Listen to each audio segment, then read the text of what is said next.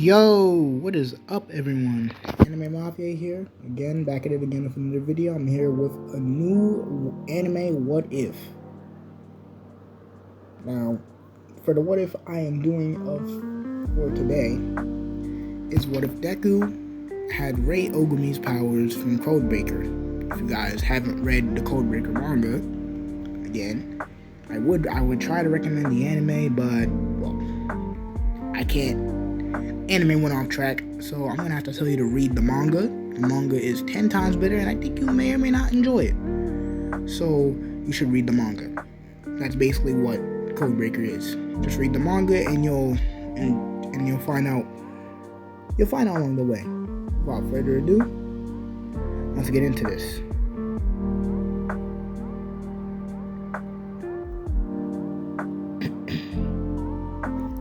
Alright.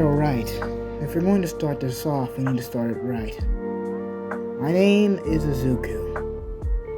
Izuku had heard someone calling out to him. Yeah, I'm coming, Izuku said. Hard to believe. Things were a bit different. I was a lot more social back then, but this damn society was the problem. If you're not born of a quirk, you didn't matter to this society. I remember when I went to the quirk doctor that day, expecting to be told I was a late bloomer or something of hope. Inko Midori entered the room. Okay, we ran some tests. Miss, what is your quirk again? My quirk can attract small objects, and my husband's quirk is the ability to breathe different colors of fire. Well, sorry to say this, the doctor had said. Your son's quirkless. Izuku made a blank stare. What? Izuku went up to his room as he was watching the All Might video. Inko had came up into Izuku's room. Izuku was bawling his eyes out. He wanted to know if he could still be a hero. Inko had told him that he was sorry. Izuku had learned at a young age, not all men are born equal. As Bakugo blew him up, Katsuki Bakugo, Izuku's former best friend, Izuku had once considered Bakugo his friend, and he even called him Kachan, but that name didn't matter anymore, does it? Damn, Deku! Bakugo said. Bakugo was picking on him. We can leave him alone, Kachan. Izuku said his legs were shaking. Or else you'll do what, Deku? Fight? I'll fight you.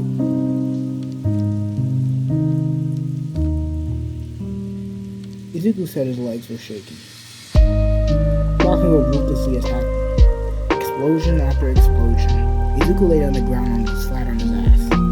The guy he was protecting had asked Izuku if he was okay. Yeah, I'm fine. The guy Izuku was protecting was his friend.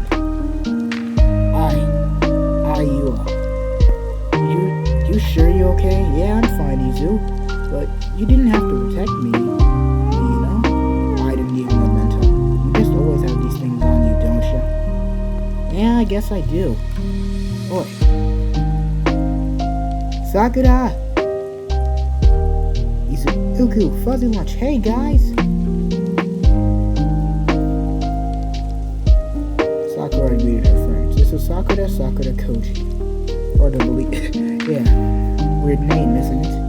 This was, this heroine of this What If story will have a huge part to play in the future. But let's get back to the episode, shall we? This was before I awakened my powers, before I became the me of today, before I awakened my devilish power. Before then, I heard those words, an eye for an eye, a tooth for a tooth.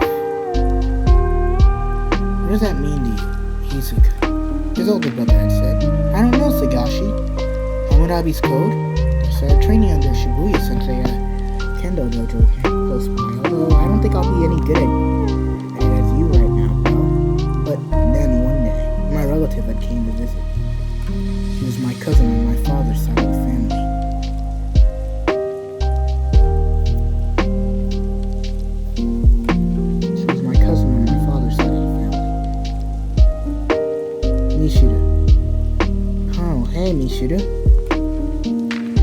Izuku had quickly made friends with his cousin Mishuru, and one day I found out about the power of mod through Mishuru's side. Mishuru wanted to show Izuku something while they were on the playground. Mishuru had cast flames of a different kind of color. so cool, Mishu-chan. It's like my dad's quirk. Oh, you mean Uncle Hisashi? Yeah, I don't see him at all. It's our family's quirk, the seven flames of purgatory. It's so cool. Mishiru, I wish I could be able to use a power like that. Izuku had said.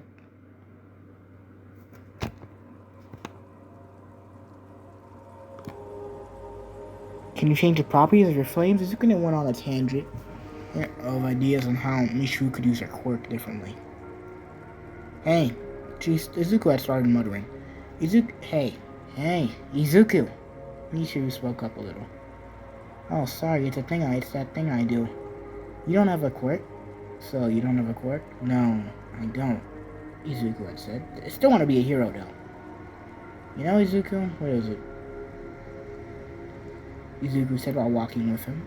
Why? Why do you want to become a hero so much? I want to be a hero because I want to be able to save as many people as I can with a smile on my face. It's like All Might. I want people to smile in my presence when I want them to save when I save them.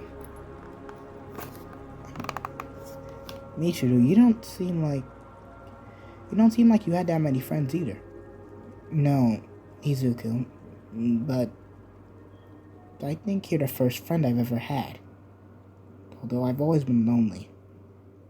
My parents work abroad, so I rarely ever have time to come and visit. Oh, that's sad. Well, it's fine then. If you're that lonely, I'll marry you then. What? At that time, I did not know what was spewing out of my mouth. Some guy turned out to be later in the future. Izuku had said. Hey, Michiru, so how long you're gonna be staying here for? Hopefully it's for long, because I want to introduce you to some friends of mine. Izuku had taken Michiru's hand and ran off.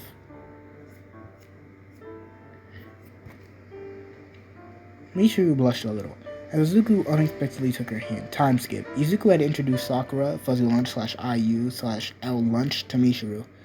So, who's that, Izuku? Sakura had asked. She seemed a little bit jealous, but Izuku couldn't really tell. You didn't tell me you have a twin sister, Izuku. I had chimed in. Oh no, she might look a little like me, but this is my relative. She's my cousin. Doesn't look like it. I mean, what type of cousin looks exactly like you? You sure your dad didn't... Sakura had punked him on the back of the head before he could finish his sentence. Don't worry about him. Yeah, as they talked, Izuku looked at the time and said it was time for him to return home. Alright then, bye Sakura-chan, bye Fuzzy Lunch. Izuku and Mishu had returned home. Inko had dinner on the table. She had made Izuku's favorite fried katsudon. Sagashi was sitting beside him as he was eating. Izuku said the food tasted great. I can't even remember what katsudon even tastes like. The warmth of my mother being surrounded by my friends. And even that evil person I once called brother. I don't remember any other male dominant figures in my life other than All Might and him. And he told me. I remember the day I awakened the seven flames of purgatory. Satan's blaze, Belphegor blaze of limbo, Mammon, Beelzebub, Leviathan, Asmodeus, and Lucifer. I finally had what I wanted so bad. Power. Power to be a hero. And the power to destroy all evil at the palm of my hand. Fuzzy and Sakura were happy. I never got a chance to tell that bastard Bakugo. Sagashi seemed to be proud or happy too. Could never get a read on him. On that guy, the one, my eldest brother, the one I respected the most. But, as all stories come and go, all good things must come to an end. December 32nd, the day I die. You might be wondering. I'll give it to you basically in a nutshell. Because if I went on a tangent for so long, we'd be here all day, so I'll basically sum it down like this. People called December 32nd a villain attack, supposedly. Sakura became a death god. My ancestor, the Cold Emperor, had tried going on a rampage against the people like Sakura. I lost my original left arm. It wasn't even a half of what they said, a villain attack. It only got worse. My mom was killed by the one I called brother, no less. He then even took me with him and raised me. Taught me how to live. He even gave me my black glove and ring to control my powers I forgot how to use. And that's it. That's the end of my sad-ass story. Future Deku had said. So we now have a time skip to the present timeline.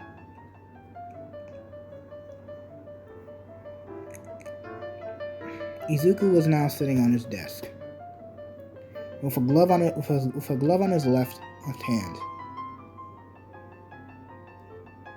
and preparing himself for another day at Aldera Middle School. And that's it. I hope you guys enjoyed this new What If. Please leave a like and subscribe. This is Anime Mafia, signing out now. Goodbye.